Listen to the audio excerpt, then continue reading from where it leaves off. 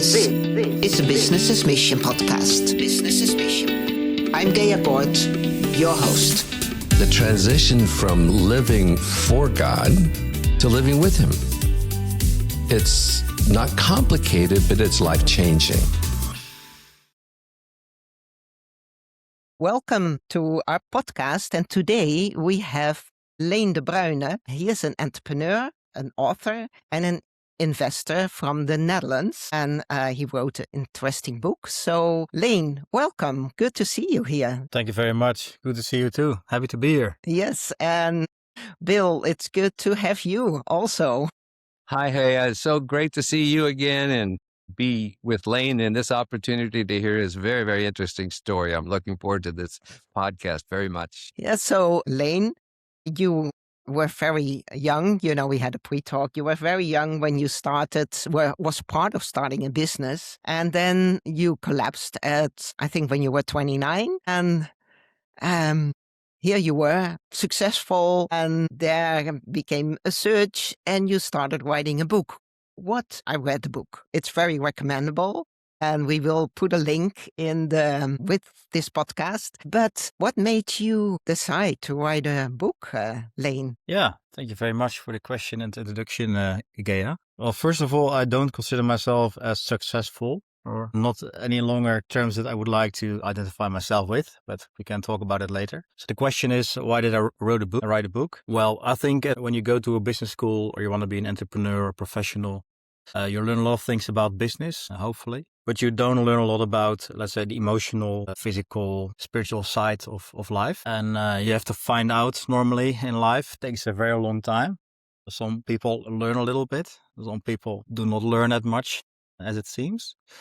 So I've been gone to some bad experiences myself. I had an anxiety disorder for a few years as a result of exhaustion, which came because of the way I worked and the way I was reflecting on what work was or what I was doing. Yeah, after I figured out a few things, then I thought, why not share my experiences with the broader audience, especially targeting founders, young entrepreneurs, not giving them advice. There's no entrepreneur in the world who likes somebody that says, you should do this, you should do that. So I thought I can just write down little stories from my own experience, my own observations, which I have with other people about different topics. And yeah, it ended up with 100 little stories. I combined this in a book. The English version is called Building a Startup Without Going Crazy. Yeah, that's quite revealing. And while you share, I see Bill laugh, especially when you said, well, no entrepreneur wants to kind of, be taught. Why are you laughing like that, Bill? I think it must be something in the entrepreneurial spirit that just says, this is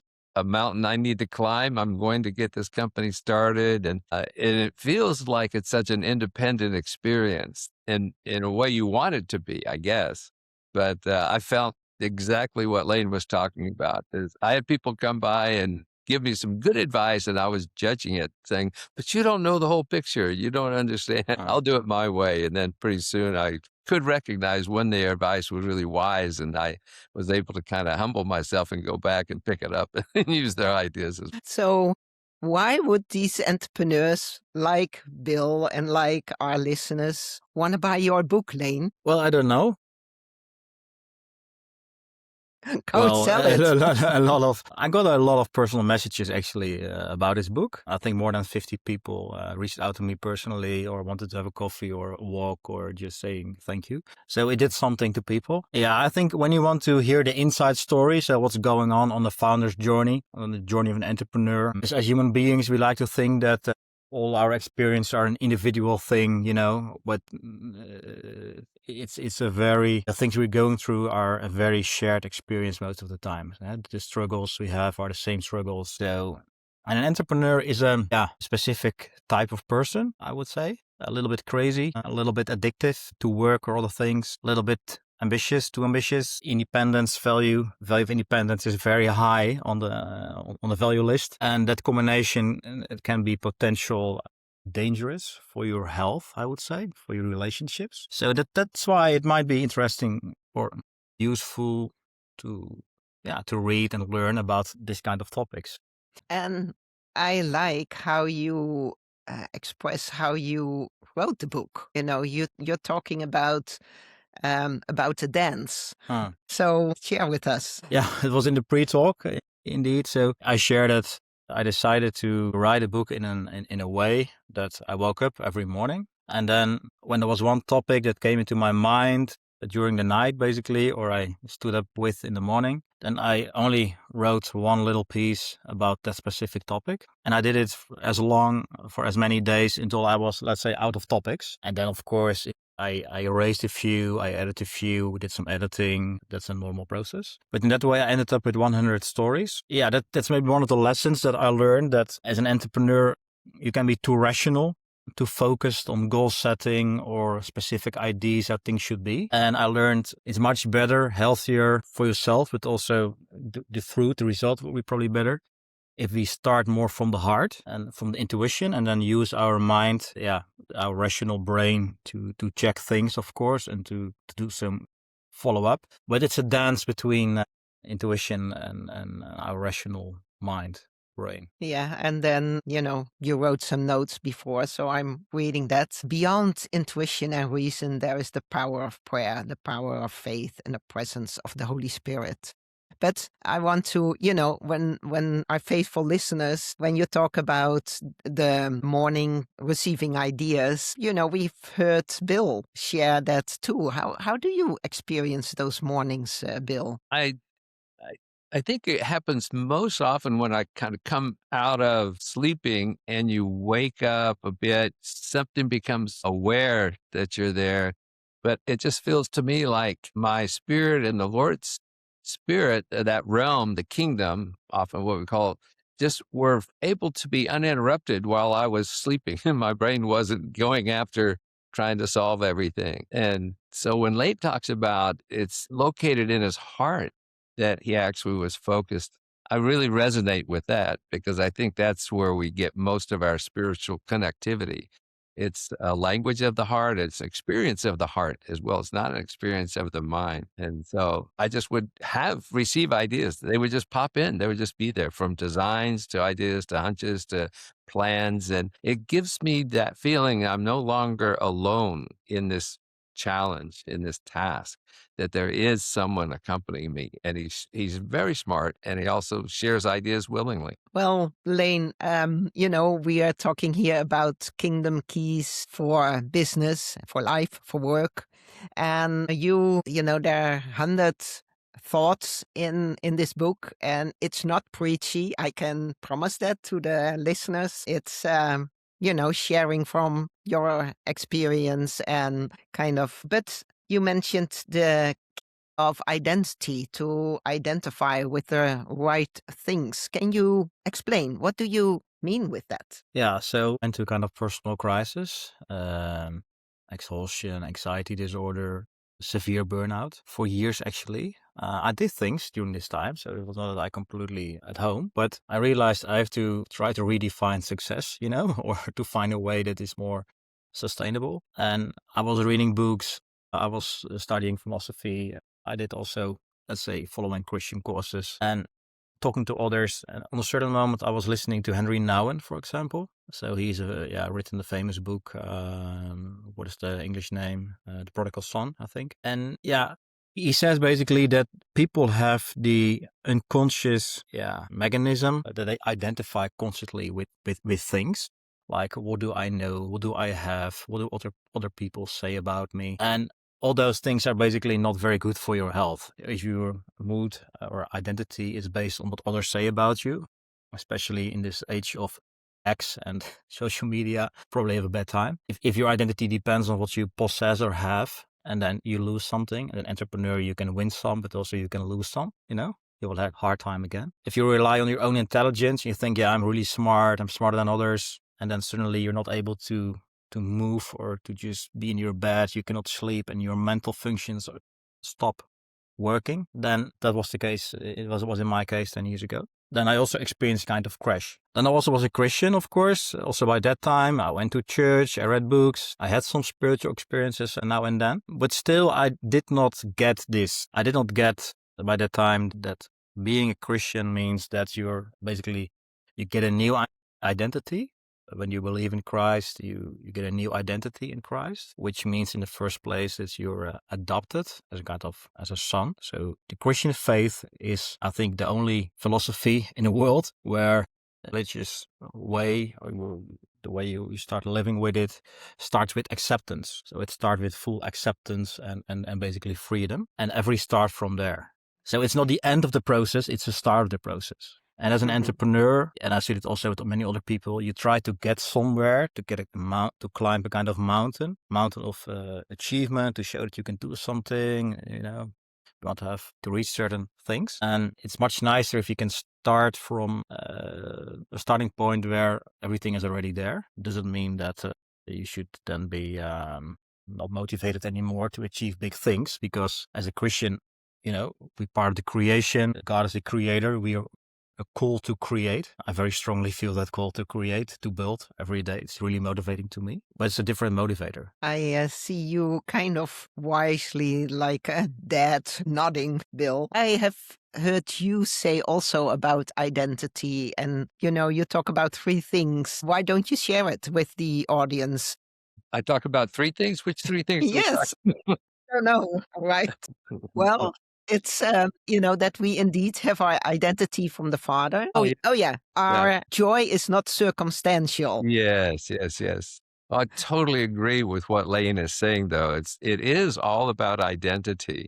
And I love the way he just explained it, that we get what we're looking for on the first day of the journey. If we actually connect with the Lord, we have our acceptance there. And it's all based on his work, not on ours. It really is a very unique way to understand ourselves and the world that we're in. And then he will pushed me some to continue to actually grow in that area. I remember one of the times he says that you're doing it again. You're acting like you're alone in the world. And it was kind of a disappointment to him that I would do that. But I know that that is often my habit. That's the way I lived for a long time before I found the Lord. And so we're in this process of becoming comfortable with what we would call abiding, I think, just doing everything together with him. And that's kind of the goal that I understand that he's taking me on, that like even just loading up this business to ship it off to Nigeria, it's just something we're doing together.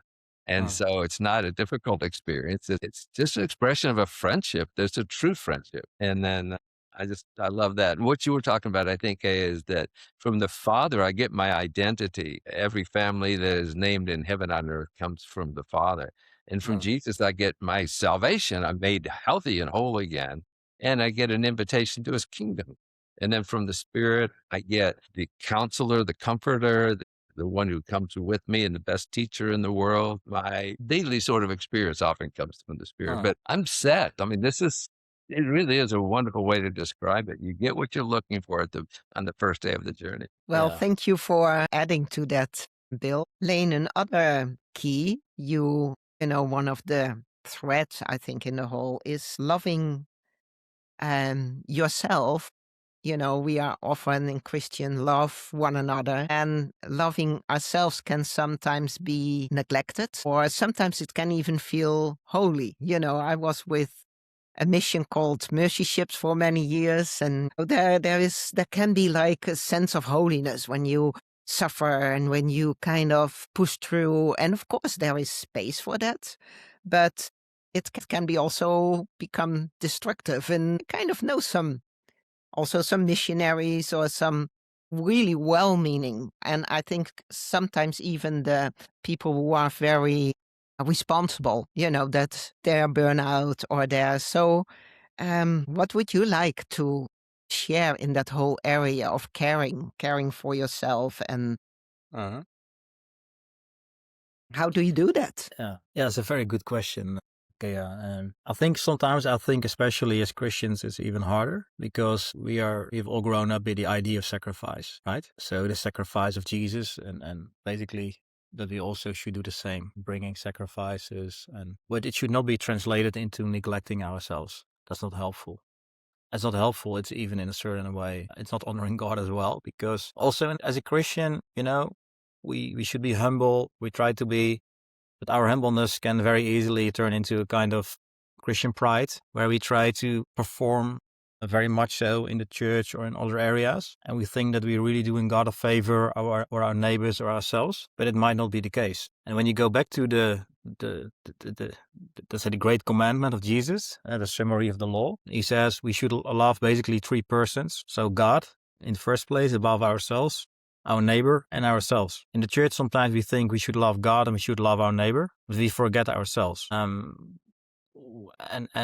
it's the idea of love is that it's kind of overflowing thing, it multiplies, but it should have a source. If you cannot find or locate a source in yourself to love yourself, it's also harder to love others or to love the people in the church or to love God. And that can be a problem because if we do things without love, then we are also open to sometimes manipulation or stressing out or using other tactics to get what we want to achieve also in Christian work. So I found out it's important to at least to stop neglecting ourselves, like simple things. Sleep enough, invest some time with friends, eat good food, have a balanced way of working. You also try to be a little bit of a nice person also for your colleagues, and teammates, that you're not so stressed that everyone will be stressed because of you.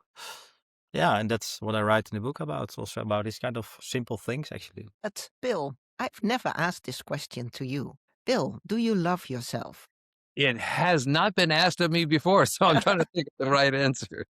I love my life and I love my heart. And I guess I would say I do love myself, probably in the sense that you're referring to. I enjoy being with me and him. I enjoy the abiding experience, even though I'm far from perfect, but that's not really the question when you're together with him. I think he likes me, and I'm fine with that. I want to add one thing because language is very important here, and you can easily get a misunderstanding in this because in Christianity, love is also a paradox. I mean, in the sense that Jesus says, if you want to keep your life, you should be ready to lose it.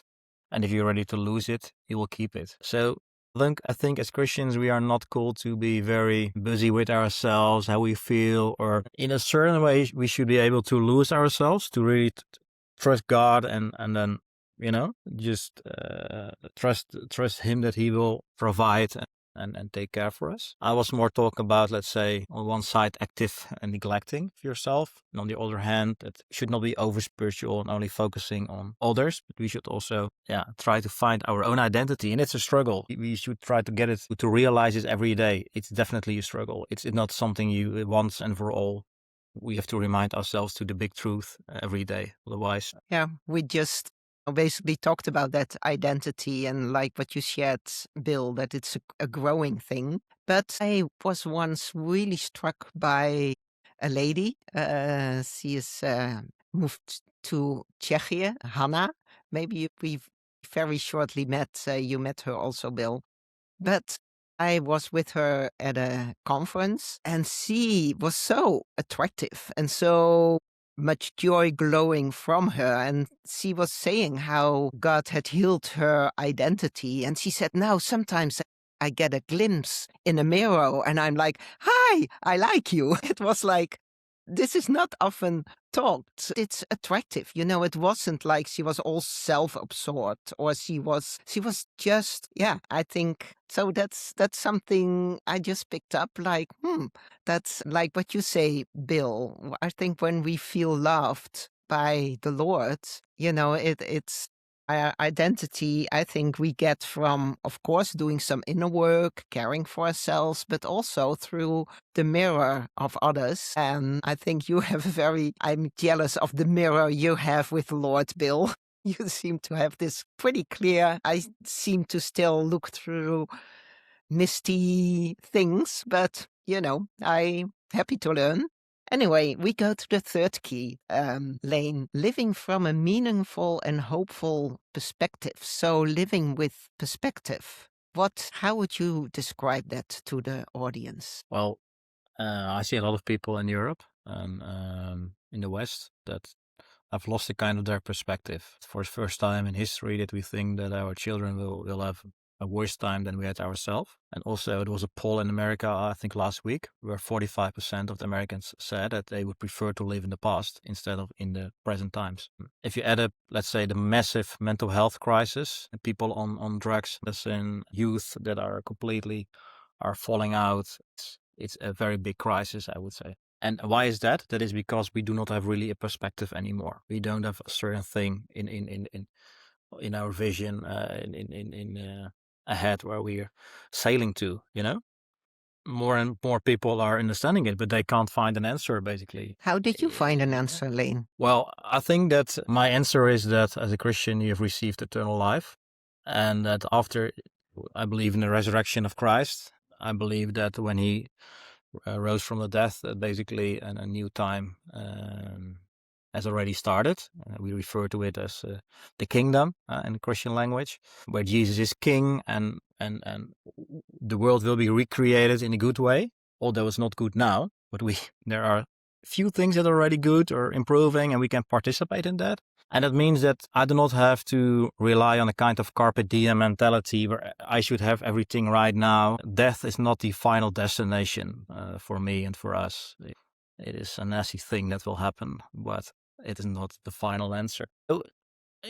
And even if you are not a Christian, then I still think you should try to find, although it's a little bit difficult probably, to find and embrace a perspective where you can be hopeful. It may be strange, but for example, I'll give you a little story. I spoke to a woman in Portugal on a startup conference, and she was doing something with second-hand clothing and building a company. And she was a young woman, but she looked a bit depressed. So I asked her, I said, to be honest, you look a bit sad. What's going on. That was a few years ago. And then she said, yeah, there's a climate crisis and I really believe the world will end up in a big disaster. I try to contribute with my little shop and secondhand clothing, but whatever I do, it will never be enough to save the world. So that's why I'm very depressed. Then I said, well, I get it. I recently started a fund. So we gave the fund the name Living Hope. The Living Hope refers to the resurrection of Christ. So in the Christian story, it might be a little bit weird. And even if you're not a Christian, it's still interesting. A person died on a cross and everything looks like, okay, it's the end of the story. And then after 3 days, he rose up from the death and there was a new reality. I think even if you're not a Christian, if you can believe that those things can happen, that we are very focused and believing that everything is going into the wrong direction, still, what would happen to you if you could believe that suddenly something could happen where things were going in the right direction and just keep on working, build your business and enjoy your life instead of being depressed or what might happen and you never know what will happen. And then she really started smiling, actually. She was completely relieved. She said, oh, wow, this is so interesting. It's so nice perspective. It's the best conversation I had. Actually wanted to ask you for money because you're an investor in startups, but forget about that. Just thank you for this perspective. Bill, talking about eternity, does the idea of eternity give you perspective? Definitely, it does. Think about that transition. We referred to death a minute ago. I tend to think of it as the day I take my mortality and get it turned into immortality. And I've been wondering what that is actually going to be an experience like. And I'm very, very hopeful for all that the Lord has prepared for us ahead. And I'm just quite anxious to get there. I was really looking forward to it.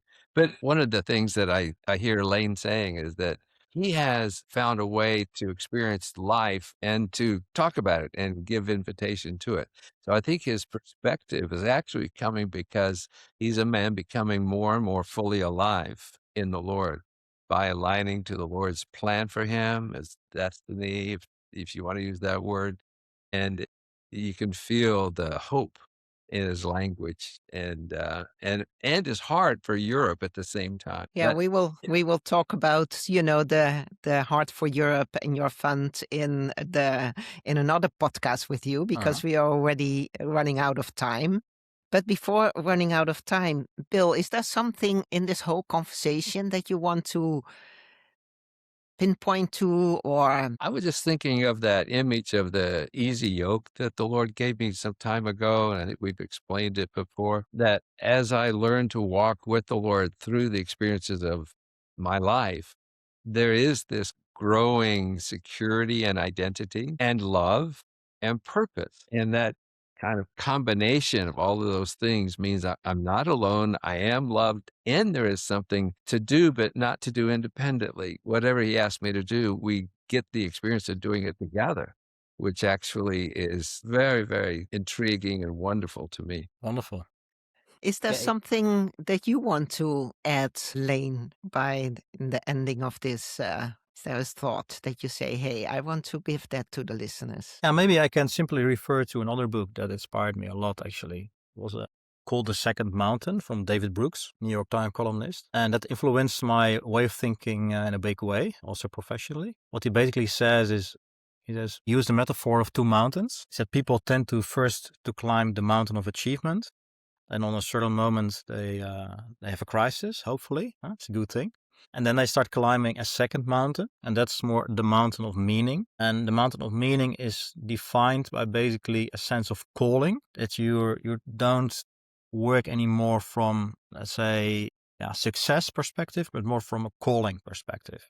The calling can be professionally, can be in your marriage, can be in your community. It can be many things. Calling also means that you work from a spot where you're meant to be, right? You start from the right place and you try to find where's the right place for you. So it's a process. But that's a very powerful book.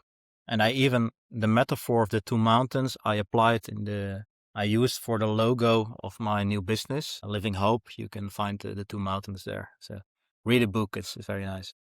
Well, thank you. And well, for our listeners, I like to kind of recapture, some of the takeaways because some of them I really like. It's a different language again than I like the dance idea about, so that's the question to you listeners. How is your dance between rationality and intuition and, being opened beyond that for the space of prayer and faith? And then the other key of identity, of are you free, of opinions of others, and the care, of love yourselves and have it overflow from you. So, and then we talked about living with meaning. So I think there's some good keys and some good food for thought. And Leen, we are very much looking forward to our next talk with you in 2 weeks' time about the fund you started for and your vision for Europe and your ideas in this whole area. And again, we will do the referrals in the text to the book. And thank you for being with us today. Thank you very much. It was a privilege. I learned a lot. Thank you. Well, Bill, see you again. Okay. Thank you. Hey, I look forward to it. Do you seek to integrate your faith with your business? Wednesday, March 25th, Bill and I will start our next online training, Kingdom Mindsets for Business. We invite you to join this inspiring and hands-on 10-week journey with business people from around the world. Learn more on bammoves.com. And in 2 weeks' time, we'll be back with another episode of the podcast Kingdom Keys for Business, Life and Work. And you'll find more episodes on our channel on YouTube.